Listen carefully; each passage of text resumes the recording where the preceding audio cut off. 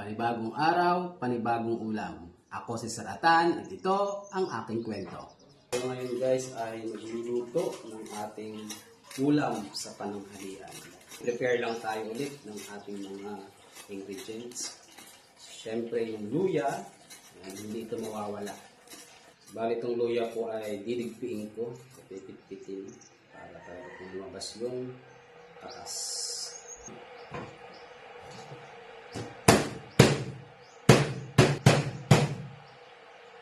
And syempre, lalagay na po natin sa ating kaserol para diretsuhan na.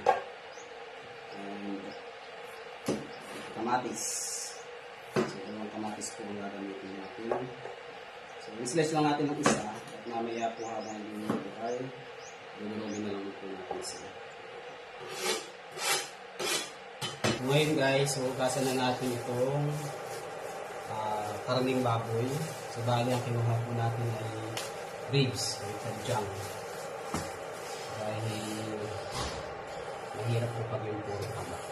So, hugasan lang po natin. Wala po siyang isang kilo. Wala po tayong upload kahapon ng ating luto serye dahil tayo po ay na-busy sa ating brand alumni homecoming. Kaya hindi po tayo nakapagluto dito. Kaya tayo po ay nakikain na lang sa school. So ngayon lang po ulit tayo makaka-upload ng ating video dito sa ating luto serye. So ngayon nga pala guys, ang lulutuin natin ay pork sinigang. So may special dito sa ating sinigang. So ito yung gusto natin lutuin. Kaya panoodin nyo po itong aking video at alamin po ninyo kung ano po yung special sa lutong sinigang sa atin. So ito po ay paborito ng ating mga anak. Eh, siyempre po ang bata po ay talagang makisabaw. Sabaw is life sa kanila. So kahit po wala talagang ulam, basta may sabaw, ay buhay na buhay. Talagang kakain po sila. So, medyo makalat po ulit ang aming tahanan dahil syempre tayo po ay busy sa ating mga buhay-buhay. So marami pong ginagampanan tayo. So, kahapon po ay Saturday, pero tayo po ay nasa school. Bigay din po ng ating servisyo. Nalimutan natin sibuyas.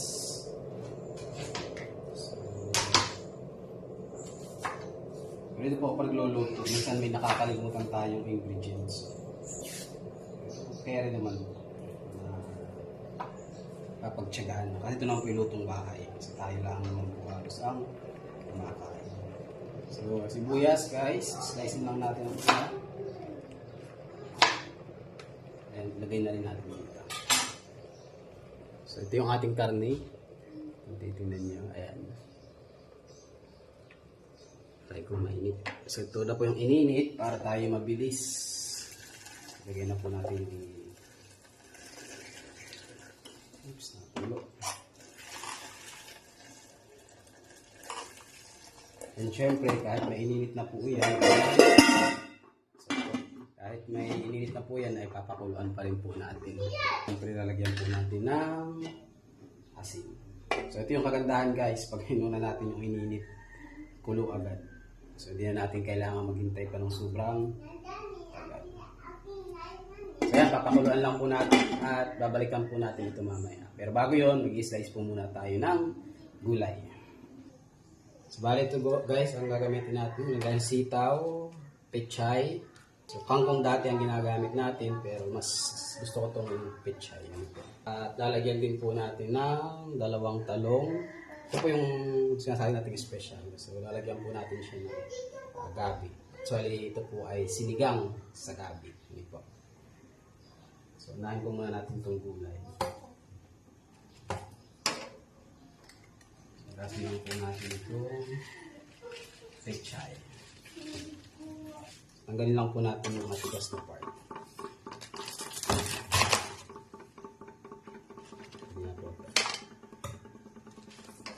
And itong ating kaunting sitaw.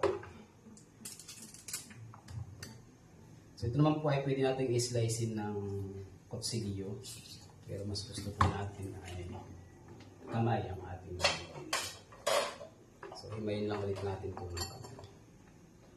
Sa mga hindi pa po nakafollow sa ating Facebook page sa Atan, so palambing naman po, paki-like or follow po yung ating Facebook page. So wala pong follow button minsan pag ino-open dahil wala po yung follow button doon sa ating Facebook. Pero pag nag-like naman po kayo ay automatic na rin po yun, follow button. So meron din po para tayong account sa TikTok, sa Atan din po, and sa YouTube. So sa YouTube po ay ilan pa lang yung ating subscriber. Parang 5 pa lang po. So muli po, maraming salamat po sa mga nanonood ng ating video. At sa mga nag-share, nag-like, nag-heart react. So nakakataba po ng puso ang inyong suportang pinapakita po kay Sir Atan. So tayo po ay magtutuloy-tuloy sa ating pagko-content. Sana po ay patuloy po ninyong suportahan ang ating mga video. So hindi po tayo magbo-voice over ngayon dahil may nag-request po. Kaya shout out po sa iyo, Ama. Try daw po natin. Tayo ay nakaharap sa camera, tayo po ay nagsasalita. So tayo po talaga ay medyo mahiyain. Medyo lang po. Kaya ito, sisimula po tayo, tatry natin. So lahat naman po ay pwede natin subukan. Kaya po medyo pagpasensyahan nyo na po muna ang ating mga nalilikhang video. Dahil tayo po ay nagsisimula at hindi naman po tayo ganun ka-expert pagdating po sa editing. Especially po yung ganitong sitwasyon na tayo po ay nakaharap sa camera. Hindi po. Hayaan nyo po at tayo po ay magsisikap na maging maayos o maging maganda yung mga video na ating ilalabas. Siguro darating yung time natin doon. So napapractice naman po yan. So kapag tayo marami na sigurong video, ay baka po naman masanay na tayo. So ito po yung ating mga pinaghimayan. So ang ginagawa po natin dito is nilalagay natin sa halaman. Yan po ay pataba. Naman pong talong ay atin munang hugasan. So mamaya po natin siya i-slice dahil pag na-expose po siya ng matagal sa hangin, hindi ba yung kulay. Simaya po natin siya slice. Ito po itong ating siling pangsigang. Itong mawawala. So, sundan po natin itong gabi. Sabay din po natin ito sa pagpapakulo ng ating karne po. So, medyo huli lang. So, ganito po talaga ang pagluluto. Lalo hindi naman po talaga tayo eksperto sa ganitong larangan. So, yung mga bagay po na minsan ay nalilimutan natin. Minsan nakasalang na, ay wala pa lang ganito. Saka lang po tayo maglalagay. So, sa sinigang pong baboy, tayo po gumagamit ng gabi. Dahil ang gusto po talaga natin is yung malapot.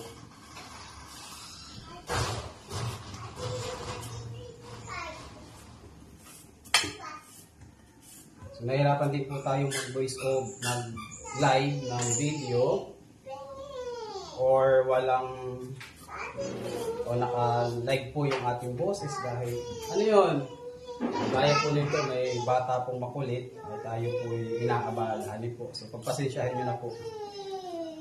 Ano yung baby? Sa ate. Sa ate. Ate, bigyan mo ito. Ate. Kaya po pinili natin na tayo ay nag-voice over sa iba nating video dahil maingay po yung ating aso, maingay po sa mga bata dito sa bahay. Siyempre po, pag ganitong live sa ating puso, tayo po yung nag-aat-at pa. Ay hindi nga po talaga tayo. Madaldal ba tayo? So hindi po tayo kasi yung sanay pa na umarap sa camera. So, itong gabi ay ating nang hiwain. So, ilalagay na po natin dun sa pinapalambot natin. So, So, nagkaroon po pala ng 105 years Grand Alumni Homecoming po ang ating paaralan. Kaya po sa mga alumni po ng Alabas ES, sana po ay na-enjoy nyo yung araw na para po sa inyo. So yan, lagyan na po natin yung gabi. Palambutin na po natin. At tayo po muna ay babalikan natin guys yung ating nilalabhan. So ngayon lang po tayo nakapaglaba pero yung ating uniform ay okay na po. So nilabhan na po natin siya nung Thursday po. So iwan na lang po muna natin ito habang kumukulo at ating pong babalikan yung ating labahin. So ayan, so balikan na natin yung ating nilulutong sinigang. So ito guys, yung kamatis ay dinudurog natin. So, durugin lang natin yung kamatis para lumabas talaga yung kanyang patas. So halos durog na rin naman siya. Pero durugin pa natin yung durugin. And yung ibang gabi, dinudurog din natin siya para makadagdag ng lapot. Tingnan natin yung gabi kung madudurog na siya.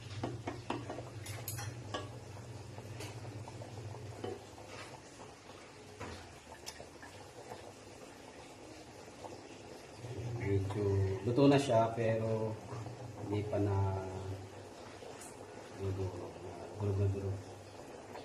So ito guys, durugin lang natin yung ilang gabi para makadagdag siya ng lapot. Dahil pag malapot itong ating sinigang, talaga namang mainam. So maglalagay din tayo dito ng okra, kaso ay wala tayo nabili sa palengke. So may mga okra doon ay mga luma na. So wala tayo nabili.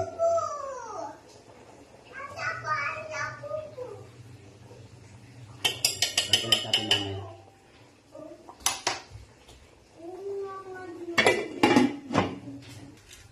So ilagay na natin guys ang sinigang sa sampalok gabi.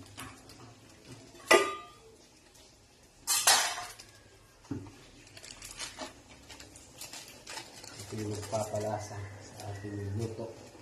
Lagay na natin itong sitaw. Unahin natin siya dahil medyo matagal siyang maluto. And itong ating talong. Spacing lang natin ang talong.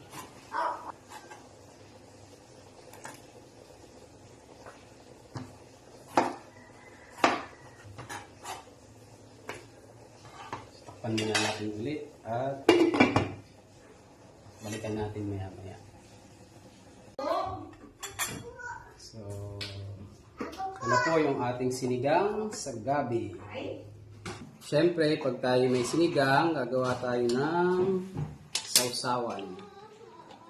Sausawan ba ang tawag dun? Gagawa tayo ng pampalasa. So bali ang partner ng ating sinigang sa gabi ay patis, kalamansi lang,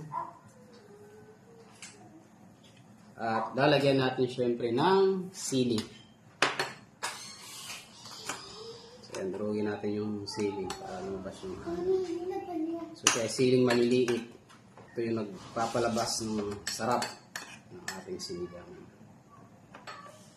So ito siya guys, patis na may kalamansi at siling mahalang. So yan ang ating ipapartner namin. At ito po yung ating nilutong sinigang sa gabi na pork ribs. Tara po, kain po tayo. Ba't ka natawa? Tara, kain po. Ang santo ka na. Pingi ako. Ano ako? Gusto ko yung madami. Madami sa baw. Ang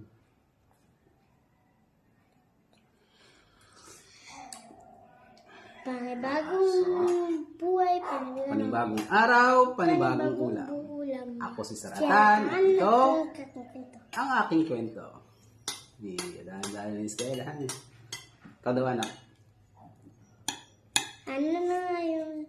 Panibagong Panibagong araw, panibagong ulam. Ako si Serta at ito ang aking kwento. Yeah.